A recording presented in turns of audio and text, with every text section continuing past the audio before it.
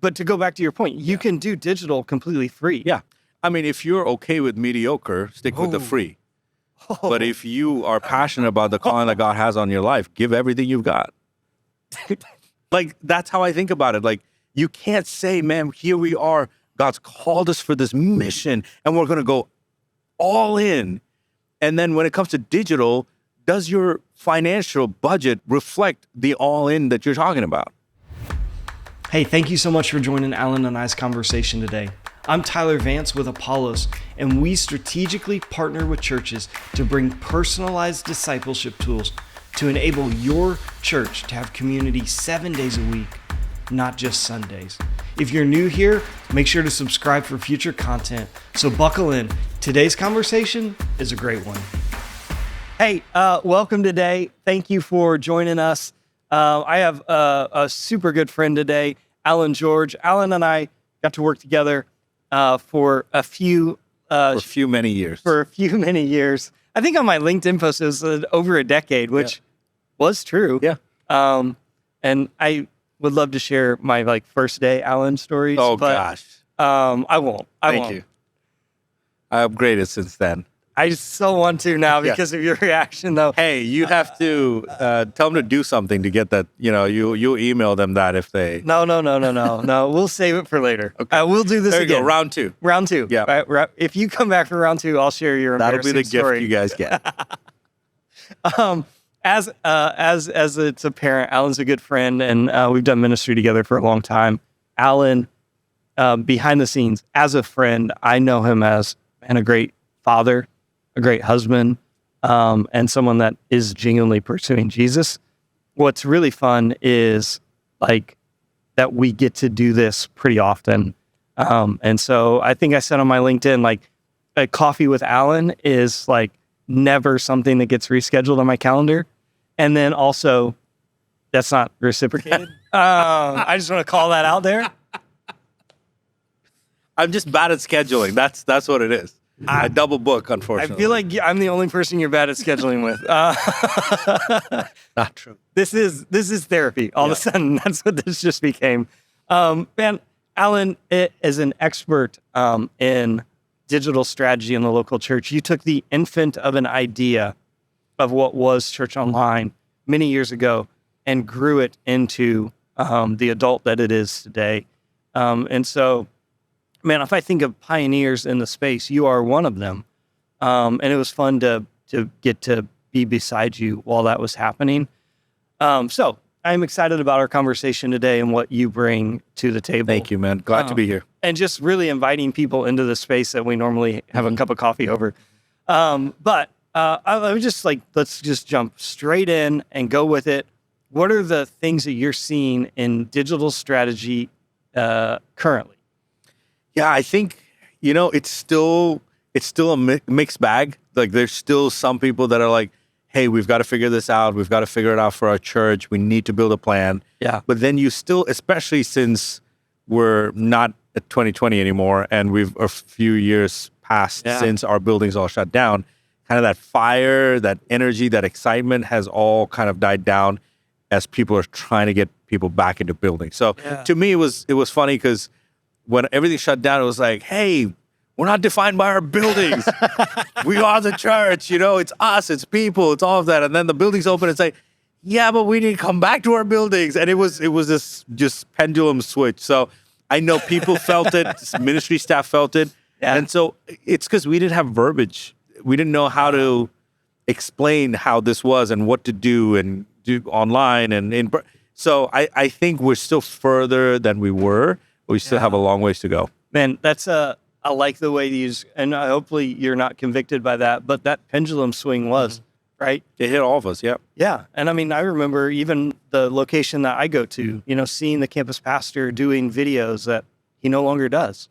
What's interesting, because you bring up a good point, we had, when I was on staff at Life.Church, and we had this campus pastor meeting when all our buildings were closed, and every single campus pastor said that their community responded and they felt more connected to their church than ever before. Yeah. Isn't that crazy? No, it's not crazy. It's not. I mean we know. It's because I think pastors were meeting people right where they were. Yeah. And I think that was a difference maker. Yes. I can't argue with that. I know that. I felt that from, my pastor. Yeah. So what are the things that, obviously those are true. You've seen the pendulum. What's the driver of, people having barriers to swinging that pendulum back? Mm-hmm. What would you say that? I'm a simple guy. I like to keep things simple. And I think sometimes, especially senior pastors, leadership teams, they try to overthink when it comes to, digital, we've got to figure all this out. I think it's just an invitation to return back to who you are as a church. Because you look at a church's mission statement, it's seldom around a building. It's just around people. We're called to reach the city. We're called to reach the world. We're here to lead people to become fully devoted followers of Christ. You've got all these versions, but it's never around a building. And so the invitation is just return back to that and don't let a building limit who you are as a church. So, unpack that. Like, what would that mean? To me, that's so simple to say, but to me, it's, what do you guys say at Apollos? It's not 7 days. Oh yeah, it's not just church Sunday, it's church every day. Yes. To me, that's what it is, because the mission statement doesn't say every Sunday we want to lead people to become fully devoted followers of Christ. It says we want to lead people, or we're here to reach our city. We want to see 10,000 people transformed in our city. But it doesn't say every Sunday. It says we want to see that transformation. Yeah. So just let your strategy and your plan match who you are. Quit limiting it to building everything around the weekend Super Bowl. And it's, how are we leading them on Monday? How are we doing it on Tuesday, on Wednesday, on Thursday, on Friday? Yeah. And I think the fact that the building is not a limitation, that we can meet people right where they're at instead of waiting for them to come to us, I think that could be just a powerful way for the church to be the church. So I think, man, you just got me thinking. In my lifetime, in our lifetime, the expression of the local church is to bring people to it, and Sunday is the thing we're growing. Mm-hmm.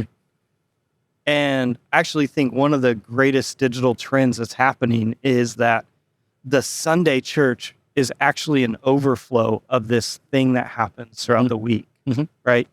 And that's, you ping my mind on that. It goes back to like Acts. Yeah. Like they met as a result of the community that they had. Yes. Digital strategy 2024. Did we just solve it? I think especially churches that are healthy and growing, you don't have to recreate the wheel. Yeah. When you thought about how people pull into your parking lot or walked into your building and who's at the door and what the lobby looks like and how are you positioning the seats, and you spend time thinking about that person's experience as they got there. Oh my gosh, that's just so do good. The same thing when it comes to digital. How do they feel when they show up at our website? How do they feel when they show up on social media? Are they engaging? Are they talking to us? Are they connecting?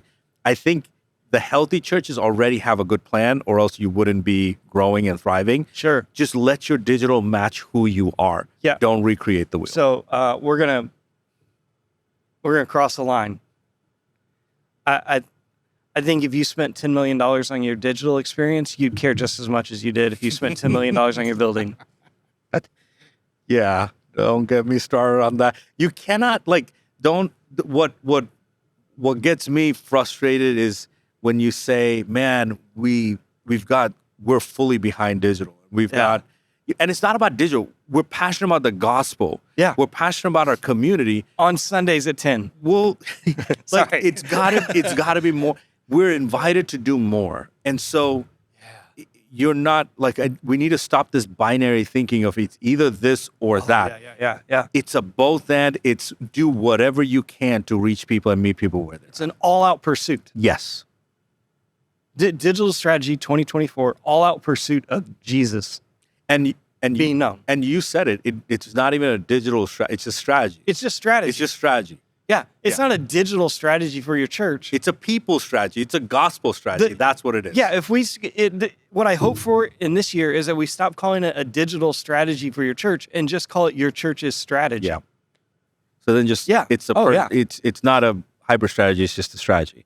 And the reason is because it's not just if you have a global audience or a national audience, it's not just them you're ministering to. It's the people that are sitting in your seats on a weekend.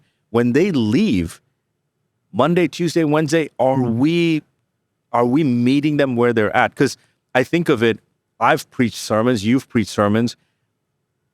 The best of the best will probably remember it that evening. I mean, you've got to be really good. You're better than me. You've so got to that's be really probably good right. for like Monday. But the reality is they don't think about, oh, it's Monday morning. Here are the 4 points that I heard, or here's what I heard. How do I apply it? But if we could meet them there and say, hey, it's Monday. We talked about this. Monday, Tuesday, Wednesday, we're going to give you daily something to hang on to so that you can order your life around what we're learning as a church. Imagine the impact. If you have a 3-week or 4-week or whatever series, imagine the impact of not just building a strategy around your weekend, but building a daily strategy. How do you guys say it? Disciples. Yes. Yeah. Yeah. That's a great idea. It's not how do you guys say it? It's not once a week. It's every day. It's not a Sunday church. It's an everyday church. It's an everyday church. Right. And that, I mean, you're right. Like one of the things we are seeing with Apollos is that you can go to community and get community in anything we do. Right. And if you don't think that's true, like the Chick-fil-A app gives you community, right? What we're seeing is there's incredible power in the community of the local church being together, right? And so what is the digital thing that we're seeing is we're able to create that community Monday, Tuesday, Wednesday, Thursday, right? Exactly what you're saying. Instead of just content delivery on Sunday, hope it sticks Monday, Tuesday. Like now we can go, hey, let's give you a tool in your tool belt to help kind of grow in your faith. And like discipleship. It is. I mean, we talked about our kids, and I've shared this with you. My kids attend public schools. And when my son was going into middle school, from elementary to middle school, our public school sent us an email saying, hey, we're excited for your child. They're moving into middle school. Remember, their bodies are changing, their brains are developing, and, talked a little bit about that. So if you have questions, if you're trying to figure this out, we're here for you. I'm reading this, I'm going, my public school is sending me this email. Like, why is my church not sending me this email? Why? We have, and we've got databases and we've got all that. We know the names of the kids. We know the ages of the kids. We know their birthdays. We know everything. So it's not a lack of data. It's a lack of activating on what we have, which is, it's common sense. It's like if all you have to do is think beyond the weekend and go, how do I equip parents? For a brief stint, when we were working on the same campus together, I was a kids pastor for about 4, 5, 6 months. You were the fantastic. It was incredible. Pastor. It was super fun. So just sometimes when you put yourself into situations where you have no idea what you're doing, it grows you, it stretches you. So I love that period of time. Shout out to all my kids' ministry folk. But as having been a kids pastor, I realized that my focus was on the weekend. How do I make sure all my rooms are filled? How do I make sure I have volunteers? Are my leaders coming up? And once that weekend was done, everything was about the following weekend. Dude, that's a great point, because I think in my lifetime, everything about church has been to attract to the weekend. And I don't think you're saying this quite, but let me say the other extreme. What if the church on the weekend was an expression of what happens throughout the week? Yes. Because walking with Jesus is a daily thing. It's not once every 7 days. So I was in a conversation with a pastor a little bit ago, a week or two ago, and he was complaining about the cost of digital. Okay. Right? Yeah. And I said, man, that's great. If you don't know my background, I have a ministry degree, but thank you for 4 years of college for that. And it's great. If you're in the middle of that, keep on trucking. One of the classes I had to go through was how to build a gymnasium or a multi-purpose building as a part of, they were equipping pastors when I went to school 20 years ago to build multi-purpose buildings as a part of church, right? Now these $6-7 million buildings back then, they weren't saying this is too expensive for us to reach our community 7 days a week. But today, when we look at digital strategy, they are a fraction. We're spending a fraction of what were on gymnasiums and sports leagues and all the stuff that goes along with that. And we're saying it's too expensive. Yeah. And it's like, how do you get over that? I mean, you work with churches every day. How do you get over that? You know, I remember having a conversation a long time ago with somebody, especially when multi-site was just coming up, this multi-site concept. Yeah. Because there was a lot of people that were against multi-site. Sure. Is it real church? Yeah. Can you count the numbers? You had to do video teaching. Yeah, you have to do video. It's like, can God show up? Can God show up in a video teaching environment? And so what this guy was saying was, he said, Alan, what you're doing is basically like you take, you got your broadcast location and you've got now another campus or a location where it's a video teaching. Yeah. He said, so what about the person sitting in that video teaching? Is that, can they experience God? I was like, yeah. What if they're sitting in the last row of that building? I was like, okay, that's still, what if they stepped out and they continue the video teaching on their phone? Like, is the size of the screen, like, because it's smaller, does that mean it's less? And it's like, so how far do they need to go until where that's not real at church anymore? And it was just an interesting thing because multi-site really allowed the church to go into communities that they never thought they could go into before. Yeah. Because the model before that was, let's build the biggest building we can and bring everyone to us. And we know that that's not a scalable model. That's not something that everyone can do. But multi-site, you're finding a way to be in more spaces. That's the same thing with digital. You're just finding a way to be in more spaces. Yeah. And it's really cheap compared to building a bunch of I mean, it's free. There are ways to do it for free. Absolutely. Yeah. I'm not a church, but I get to pray with people and I use social media. It's free. Yeah. Yeah. What are the other trends? So like I say, you work with a lot of churches. You see, and one of the things I actually love about you, Alan, is you work with a vast array of churches, right? You don't have like a niche that you work within. And so you get to see patterns from everything. In fact, what is the conference you were at this weekend? I just saw you post on social media. Oh, that was with InterVarsity. Okay. So it was the South Asian chapter of InterVarsity. It was in like an hour and a half at a camp from Houston. It was so much fun. I mean, it's like students, it was great. It was super fun. I'm not getting invited to the South University. Asian. Yeah, I'm sorry. Maybe we got to fix that. We got to get you there. Yeah, so like you get the expression of church in a lot of different contexts. What are the conversations you still are having that are like, I can't believe we're still having this conversation? This cool thing that this church did, because a lot of our churches, we do QR codes now. Yeah. So I'm going real practical, right? Yeah. So, hey, we're in the middle of a sermon. We've got resources. And this church has done a similar topic before. It was on anxiety. We've created resources. There's a QR code on the screen. Scan it. I've been in services where churches have done that. Yeah. And it's rare for majority of the group to go, oh, let me scan that QR. Like people just look at it. Yeah. So something this church tried was, they're a multi-site location. They did the QR code, but just for their online audience, who, mind you, has less number of people compared to the total multi-site audience. Yeah. And they said, hey, we have this QR code, but if you would prefer, we would text you. We can text you during the week. Yeah. I suggested once every day. They were not ready for that, so they did 3 times a week, which is fine. Start somewhere. So Monday, Wednesday, Friday, we'll text you something around what we're talking about and a verse, a little encouragement. They had more, and when you compare the resources on that QR, I mean, it was beautifully done, brilliant, amazing resources. Double the people signed up for the text message. Yeah. To me, that says, sure, you can have a QR code on a screen somewhere, but if I can engage in a conversation with you, that's what I would want. And so our people, I mean, yes, this is one church, but our people are asking for more because we stand on stage and say, hey, welcome to church today. I'm so glad that you're here. My name is Alan and I'm your whatever pastor. And I want you to know as a church, slight pause, we're here for you. We say that, but we don't live it out because we're here for you every time you walk into our building. Question is, can we be there for them on a daily basis? Even though we have these beautiful resources, I think the greatest resource we have are people. And so What I'm saying is, don't just plaster resources on a page. Get your people to engage and meet other people. That's the conversation.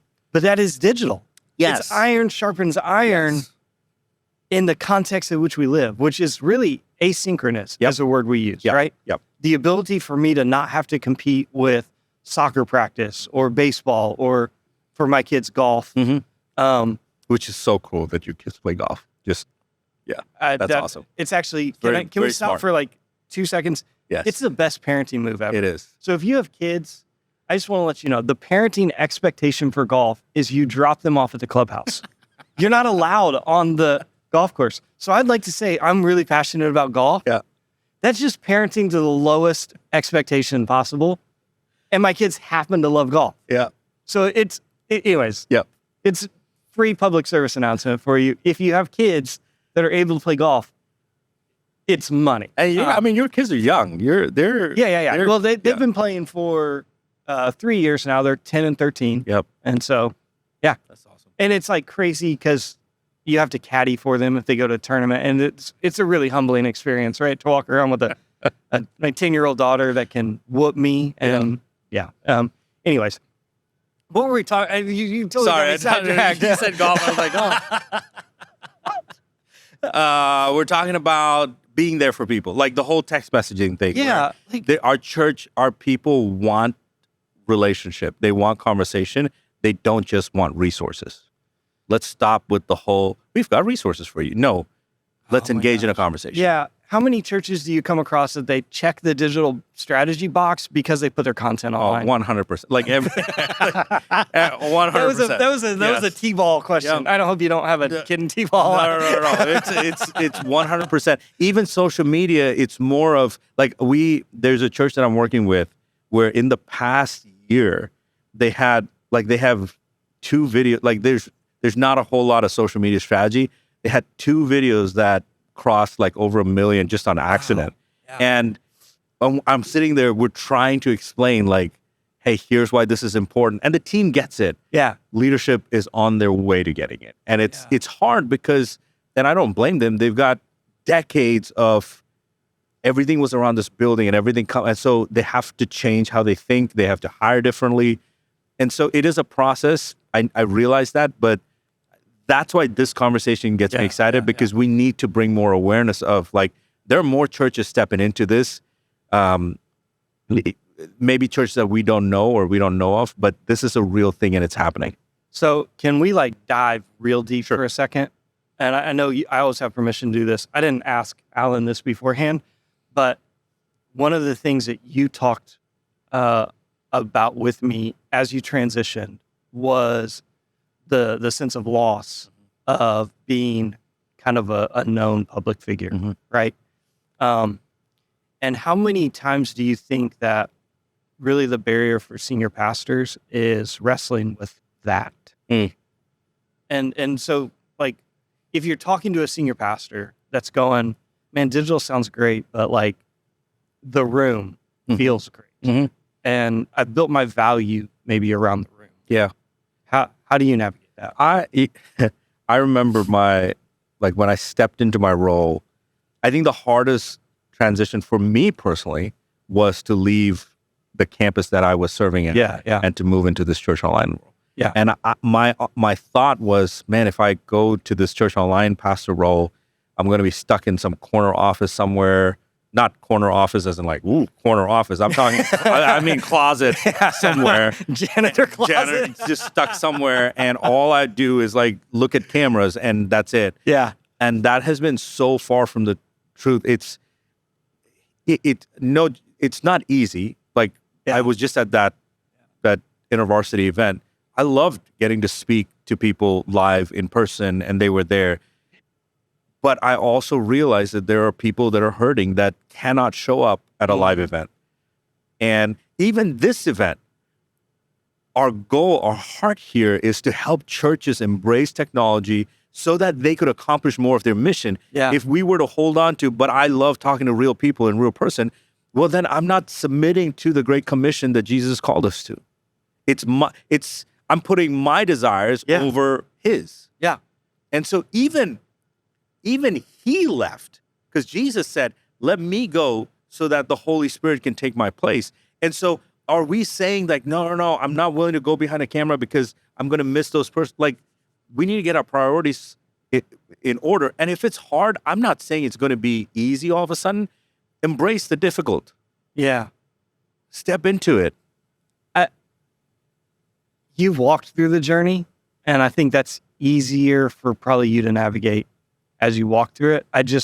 I wonder how many times pastors navigate through that. And one of the things, and so I don't think, we've said this before, I don't think it's a tension that can be solved. It's a tension that needs to be managed. Yeah. Thank you, Mr. Storch. That's, yes, Terry Storch. Shout out to him. I think this is one of those moments where I don't think even the ones who do it really well on camera or really well on social media, I think most of them would say, heck yeah, I'd pick a face-to-face conversation over this. Yeah. But it's one that we need to manage. Well, and I hope to lead digital to an in-person. I think it's actually the driver of in-person. Every single city I've visited because of just travel and when I was a church online pastor around the world. Yeah. 99.9%, the number one question I get is, is Life.Church coming here?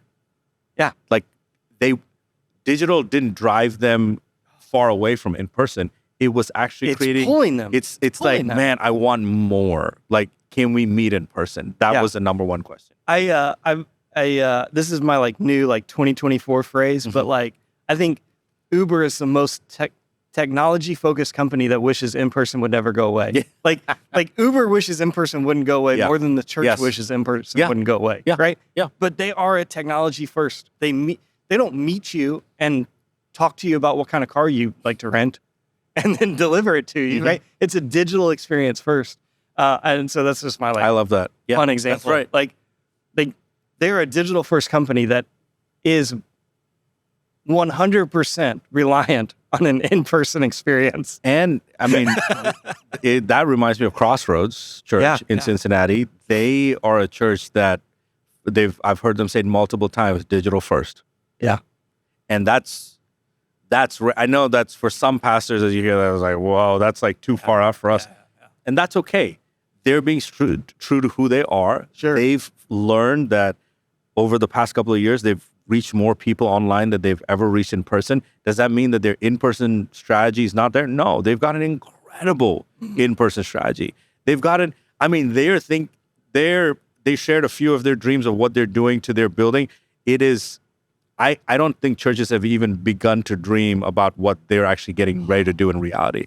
They are planning to do incredible in-person, like immersive church experiences. Yeah. But that doesn't mean that their digital strategy is going away. In fact, it's a combination. Like they're merging the two. Yeah. I mean, like Crossroads specifically, their digital strategy, I mean, they can point to it drives engagement and they have all the metrics very specifically pointing to that. I think one of the things like to hear that's very unique about you and I is we are not technologists. Like I don't actually wake up every day thinking about technology and loving technology. In fact, I'm pretty far behind when it comes to it. We are pastors. Yes. And we just happen to understand the power of the gospel and what technology can accomplish with that. Like I'm way more passionate about the gospel than I ever am about strategy or technology. But in this moment in time, in this season of the universe that God has given us a slice to live in. Yeah. Technology is, it is the pathway, that we can use. So I think about when, say, fast forward 20, 30, 40 years from now, we're still alive. Those of you who are joining us, you guys are still around. And imagine if that next new generation of pastors and missionaries and evangelists that are coming up, they look back and say, what was it like when technology was on the rise? What was it like for you guys to take the gospel to the world like never before? Like the early church never even dreamed of this. Like, and they're asking us these questions. Well, how did it feel? Can you imagine saying, well, I was too nervous about it, so I didn't want to try it. Like, no, it's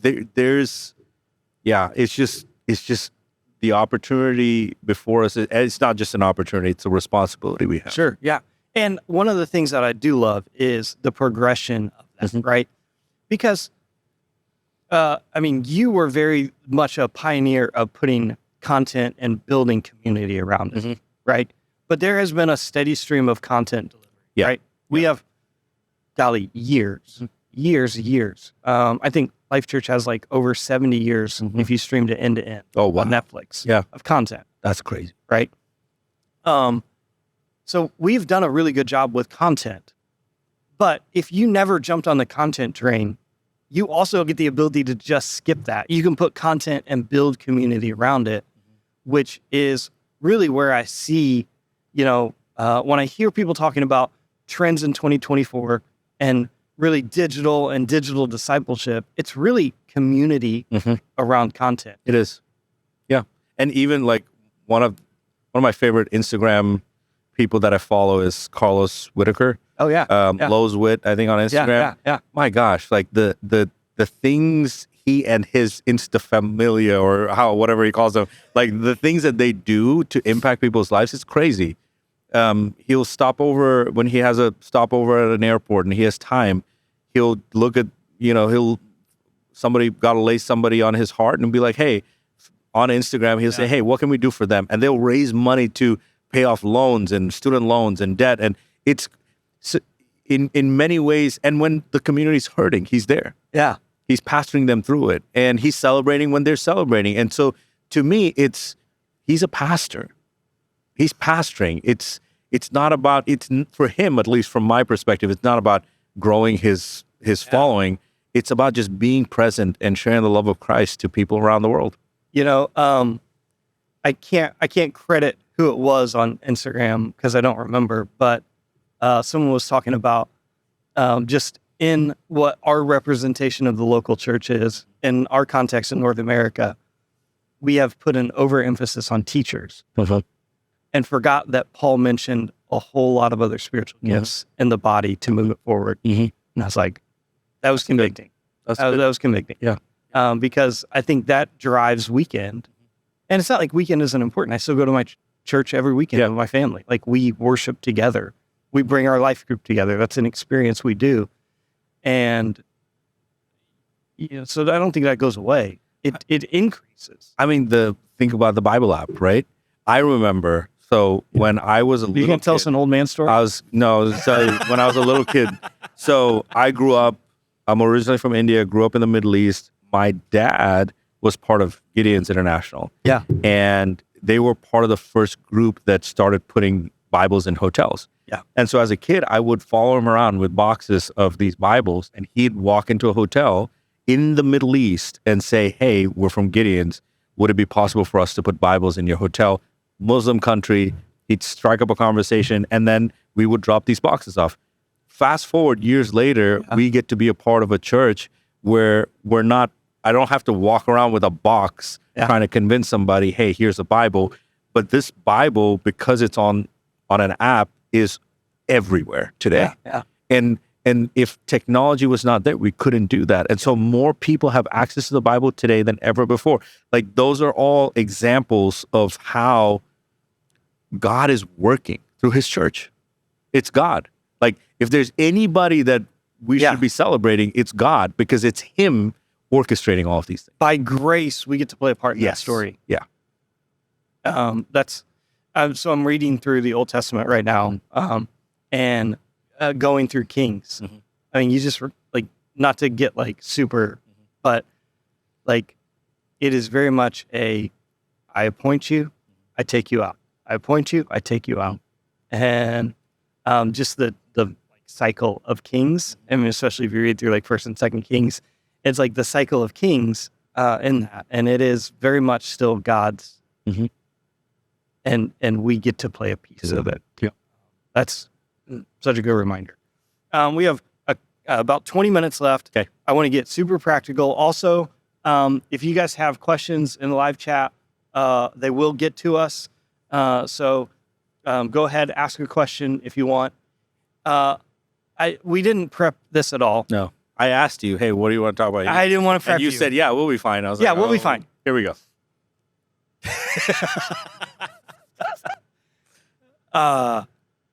20 minutes from scratch. Let's build a digital strategy for church. Okay. Where do you start? When I work with churches, so I've done this with quite a few churches. Where I like to start, because it makes sense for me, is we've got to start with who the church is. I think if we're trying to build a strategy and just do what somebody else is doing, I think it's a mistake. I think we've got to go back, just like we talked about. I don't know if it was missed in the tech issue, but we talked about how churches just need to return to their own mission statement. Oh, yeah. Because mission statements, I've never read a mission statement at a church where it says we are this church that is going to do something in a building. It's all about this is who it's called us to be. Yeah. And so go back to that mission statement. And once you look at that mission statement, what I ask churches to do is take that mission statement and look at how you're doing ministry. Are we hitting the mark? Like, are we checking all the boxes when it comes to how we're doing all of it?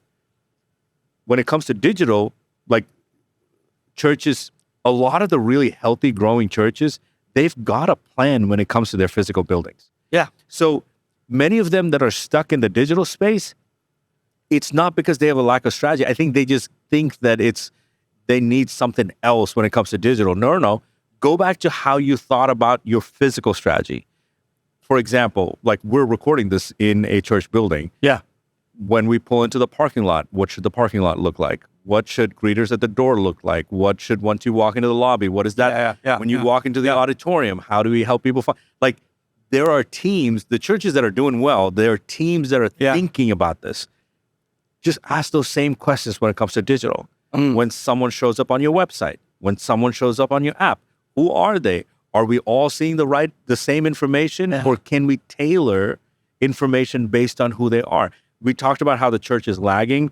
You and I both have YouTube, I'm guessing, app on our phones. Yeah. YouTube is the same company. But if you log on to YouTube and I log on to YouTube, we're going to see two different types of content because it's based on who we are and our interests.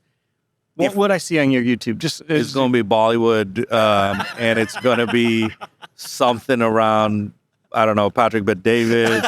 There'll be a little bit of that because politics is happening right now. And then my kids have all kinds of random like karaoke stuff going on. Anyway, thank you. But Bollywood's going to be there for sure.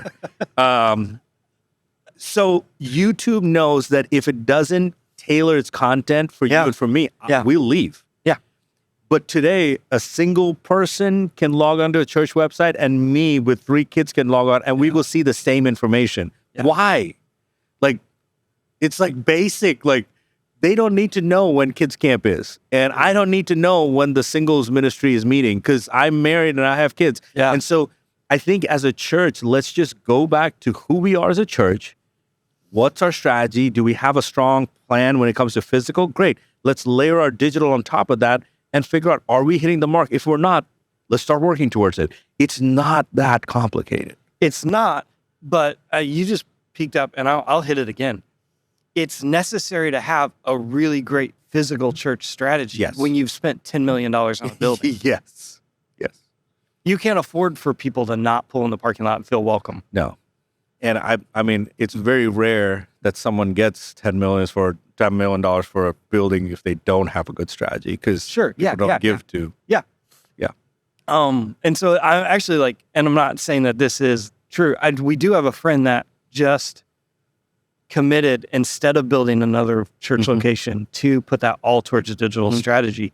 And I actually think that'll be an incredibly cool experiment, because I wonder if we had the same investment, would we carry the same intentionality? And that's the thing. It's like, it's not you, even if you're only physical, you still need a digital strategy. Yeah. But to go back to your point, you can do digital completely free. Yeah, you can. The cautionary tale in that is there's no pressure. Yeah. I mean, if you're okay with mediocre, stick with the free. But if you are passionate about the calling that God has on your life, give everything you've got. One more time. One more time. Like, that's how I think about it. Like, you can't say, man, here we are. God's called us for this mission, and we're going to go all in. And then when it comes to digital, does your financial budget reflect the all in that you're talking about? Because you can say we're all in on this digital strategy and then hire, your youth pastor who's got 10 other things that they're doing and saying, oh, by the way, can you handle social media too? Like, that's not a strategy. That's you just like, oh yeah, namesake, we're doing something. Yeah. You remember this conversation, the ex-CEO from Home Depot, when he was hiring the guy to think about digital for Home Depot, the person that he looked for was the person that would replace him as CEO. Mm-hmm. That was the level of leadership that he was looking for, because prior to that, he didn't do that and it was a mess. Yeah. So his second time around, he's like, I'm not going to make the same mistake. I'm going to hire the best of because it was a message that he sent through the whole organization that, whoa, if they hired him, they're serious about this. Yeah. And so when you're thinking of your digital strategy, Pastor, are you just kind of duct taping this thing together, or are you appointing the best of the best on your team to lead this initiative? Well, and one of the things that I run into a lot, and I think, Justin, we have a question from you. I'm gonna get to that in a minute. So thank you for that. Digital is so far down on the food chain of decision making that their voice is always, they're always on the receiving end of strategy. They're never on the leading end of strategy, right? And so one of the things I always encourage churches to do just right away is raise the voice and then put them in every decision maker meeting, right? Your digital strategist, if that's a role in your organization, needs to be in your kids' ministry meetings when they're talking about what content looks like for the next 6 months. I mean, this happened this Christmas, right? This past Christmas. The church I'm working with, typically what they've done with Christmas service is live streaming. Yeah, that's it. And so they're live streaming what's happening in a building. So the audience, the conversation, everything is tailored to the person in the building. So I said, hey, this time around, there were like 6 services or something. Why don't we get this recorded, not recorded by the production team, but separate team to record this for online, and let's add in elements that would be, for our speak to our people. Yeah. So instead of the 6 live stream of a in-person, they did 1 just produced, and it wasn't like high end. Like we got some young people with cameras, and we're like, hey, let's do this thing, right? And they're talented. Like, I got to give them credit. They're talented. They did a great job. As soon as it went live, within that week, it shot up to their #1 video, and they've got some heavy hitters on their YouTube channel. #1 video. Why? I think if I'm inviting people to join me for an experience, and I say, hey, you matter to me, well, then I've got to make sure that the service is tailored in a way that reflects the fact that they matter to me. It's not that complicated. Like, it really is simple. Like, if you care for people, then care for the people that are joining online, because they're looking up to us. They're looking up to you as a church and saying, hey, I feel like God's calling me here, or even if it's, I love listening to the pastor and it speaks about, like, respect that desire and meet them where they're at. That's all I'm saying. You talked just a minute ago about, like, and I often think, like, my kids' generation, like, church will look different for them, right? If we don't lean in digitally, I actually think my kids' response will be the church didn't care about me. Like, I that's what my fear is. So we grew up in a small Indian community church. Yeah. And we didn't have lights. We didn't have the fancy sound. We had nothing. Like, I remember playing the guitar and the mixer was right next to me because I was doing sound while I was leading worship playing guitar. That's how bad it was. But we were dreaming about, man, it would be amazing if we had a beautiful building and these lights and these things. My kids who are in youth services today, and our church is amazing. Like, it looks like phenomenal. My kids want community. They don't want the lights. Yeah. So when I say, hey, what is your favorite part? Small group. We would have never said small group, because all we had was small group. We wanted the lights.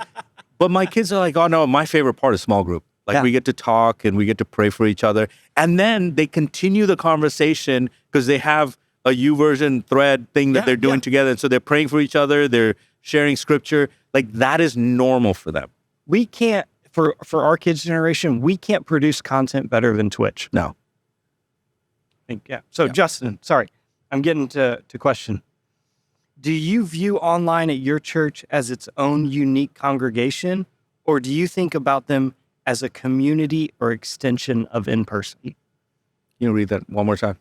Do you view online at your church as its own unique congregation, or do you do you think about them as a community or an extension of in-person? That's a really that's a good question, Justin. I think it really depends again on the vision of the pastor and the leadership team, because there are some churches that feel called to go global and they feel called to go national. And so they want, and it might be different strategies behind that, like planting new churches or whatever. Sure. And so I really think it's hard to answer that question without knowing, well, what's the vision of your church? Whatever the vision of your church is, you need to allow digital to match that, because if you build a contradicting vision, you're going to struggle because it's now two different roads that are going in two different directions. And so if your desire is to go, hey, this is its unique community and we want to pour into that, then your plans and your strategies would all align with that. Yeah. If it's not, I don't think it's a bad thing, because some people think, man, if it's not, is that bad? No, I think you just need to be honest with your audience, because when you do this well, they'll respond to you.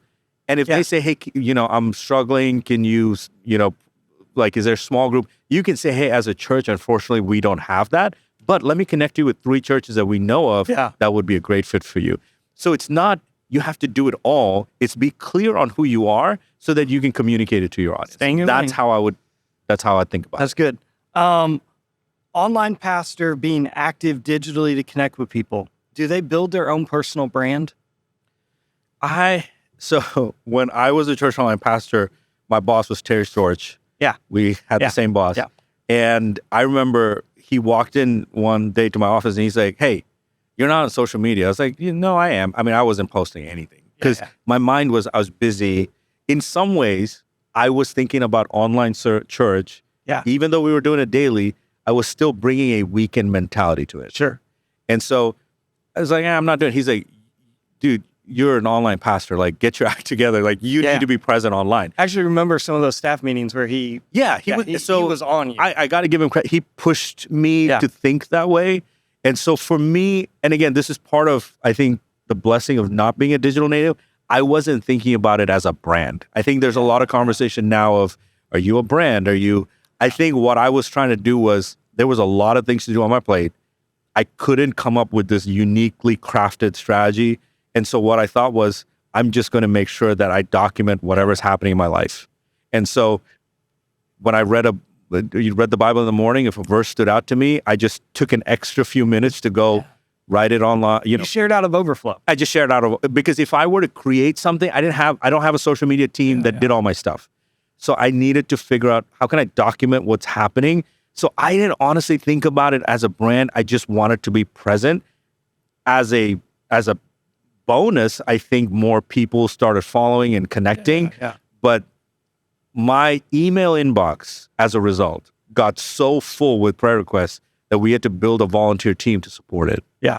And it was all started from scratch. So I think I get it. Like, there's probably marketing guys that are, you want to think of it as a brand. I lean towards, don't overcomplicate it. Just whoever you are, be that person online. Yeah. And just start. Yeah. Well, and I think, Justin, to your question, there's many great minds that have spoken about this, but I'll recenter it to this. The difference between an online brand or a brand and a pastor is the heart that it starts with. Mm-hmm. And so I would say, Alan, you have a pretty large online brand. Well, so here's another thing here's why I'm hesitant on the brand language, because people try to become and think like organizations think when it comes to social media. Yeah. And organizations are trying to think like I don't want to be an organization. I want to be seen as Yeah. And so there's this weird thing of, like, organizations are trying to be like real people, and real people are they think scalability and growth is if I'm super professional, I'm like an organization. Yeah.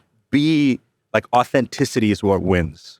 Well, just be that. That is your brand, yes, technically, but don't think of it as I'm building my brand. Think of it as I am inviting people to join me as I do life. Yeah, and so I think that's the difference. Your brand came as an overflow of what God was doing in your heart.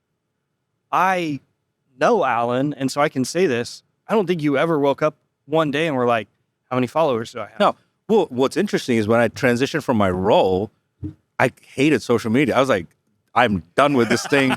I don't want to I don't want to deal with it anymore. And I almost honestly took like a 3-year sabbatical, but I was walking into Kohl's like last year somewhere, and this random guy walks up to me and says, "Hey, Pastor Allen." And I was like, "Hey, how are you doing?" He's like, "Man, I miss your devotionals."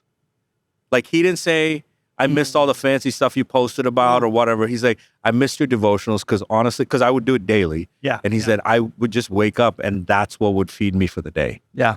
And so those kinds of things made me feel like, okay, I need to start getting, but it's hard, man. I'm like, look at my Instagram today. Like, I'm struggling to pretty post. Dry. It's pretty dry, but so I understand, like, I know I've done it before. I can do it again, but that doesn't mean it's easy. You've got to figure out a system. It is a job. It is. Yeah.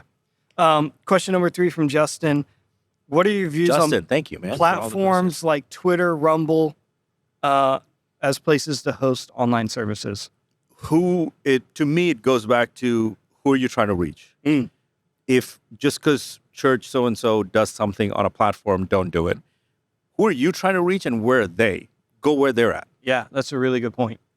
What's interesting is a lot of churches are doing what the big churches are doing, but your mission might not be what the mission of the big churches. And I've had enough conversations with the big churches to tell you they want to change, but they're too big to change. Yeah. And it's hard for them to change because it's like turning this cruise ship. But the other churches are saying, oh, if they're doing it, they're probably doing it. No, you're not in on the conversations that are happening behind closed doors. Yeah. And so trust your gut. If you feel like you need to pivot.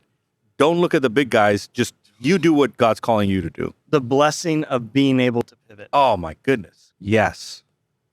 Cruise ship, speedboat. Yep. Take speedboat. Take the speedboat. Yep. Don't complain you're on the speedboat. That's good. Blair, as you talk about the investment we should make in tools, what, in your opinion, offers the best bang for your buck and most value for connecting? I'm going to be biased in that, Blair, but I will actually say the best bang for your buck is what accomplishes your mission the best. Yeah. The biggest waste of money you could have is accomplishing someone else's vision. 100%. I would answer from a different perspective. And Blair, this might not be the answer you were looking for. I went straight for it. But the thing that I learned, especially in these past 3 years, I think the best investment you can make is in yourself. Ooh. That's good. In the busyness of doing ministry, somewhere down the line, I forgot that being was more important than doing. And I think my marriage, obviously there are people that have spoken into my life and all of that. Yeah. My marriage, the fact that our kids, our family, it really is a result of, not because I've got to be a part of incredible movements, it's because of the work that God has done in my heart. Oh. And if you can invest in that and just dive, and Tyler knows this, so this is not new, but when I transitioned from my role at Life.Church, I didn't know where I was going to go. Yeah. It was purely a step of faith because I felt like God was saying, hey, step out. For 3 years, I said, God, what do you want me to do? Where do you want me to go? Give me something to sink my teeth into, because I'm an Enneagram 8, ESTJ, I want black and white, baby. Just tell me what I was supposed to do. And 3 years, God would say, sink your teeth into me. And I was like, God, you're not understanding what I'm saying. I got that. I got that. Give me something to do. And he's like, I'm giving you something to do. Pursue me. Yeah. And I realized time and time again, when he said that, the big wake up moment was, why is that not enough for me? Mm-hmm. And that was, for me, I'm 44 years old. That was the greatest thing that he could have told me, which was to pursue him. And so I think as you're thinking about ministry, as you're thinking about what you need to invest in and platforms and all of that is secondary. first most important thing is that God cares more about who you become than what you do. I can't follow it. Yeah. That was all Dallas Willard, John Ortberg. Like I saw those guys. I know. And I mean, as you're talking about that, from a very personal perspective, like Nicole just had this really huge accomplishment in her life, right? And I just remember like, it was a moment where I had to pray her through it from a distance. And I remember getting a text from her of celebration and literally just, those moments where your arms just go up, right? You just, boom. And it's like, what prepared me for work the next day? That. Knowing that in the presence of Jesus, everything's fine. Now, I'm an ISTJ. Sure. Enneagram 5, so I'm going to research way more than that. But I am also I live to get crap done. Yeah. Yeah, same here. Like, that is a constant, like I think God is gracious in what he allows me to sink my teeth into so that I can still experience him in other ways. Yeah, this is by no means it's like don't do anything. No. But No. it's just knowing that if you're looking at investment, start here and then let God lead you to where. And if you're depending on your role, like if you're leading this digital ministry at your church, well then there's probably some things that you need to do. If you're an executive pastor at your church, there's probably different things that you need to do. And so it depends on what your goals are and priorities are. 2 minutes left. Blair, I'll answer your question in 2 different ways, actually. I remember a time where a church came in to see the mass of what it took to run church online. This is early days, right? And so we were running church online. You were kind of a couple years in, right? And this church comes and visited us, and they want to see the technology that powers the church online platform. You remember this? Yeah. Right? Well, at the time, what powered church online platform was a used Mac computer from a film guy. Yeah. It had been too old for him to use. And so and that's what was powering our church online experience, right? Yep. And this church came in and they had just spent hundreds of thousands of dollars building studio and all this equipment. And I remember the look on their face when we walked them back to like the literally like closet that had a Mac plugged in. I was like, that's what's running church online. And it was just this like, right? So make wise investments. Yeah. It's people. It's people that when you invest in tools, do not be afraid to invest well. Yeah. But invest in the right tools, and then don't overinvest in stupid things. Is really the best way to say that, right? Yeah. That's a conversation I will never forget. And I don't know what church, I couldn't tell you what church that was. So they probably remember that if they ever heard it. And they won't ever say anything about it. But it was just one of those like, you use the things that God has put in front of you. Yeah, I agree. And then like in all areas of our life, we invest really well in the things that bring exponential value quickly. We are at time. And so I do want to make sure that we honor that. But Alan, thanks for having a conversation with me that others could listen to. Yeah, thanks. I mean, I remember walking into your office and whiteboard and us just dreaming. Yeah. So this is so cool that we get to continue it. Yeah. It's consistently been my favorite times. So anyways, thank you guys for joining and have a great day.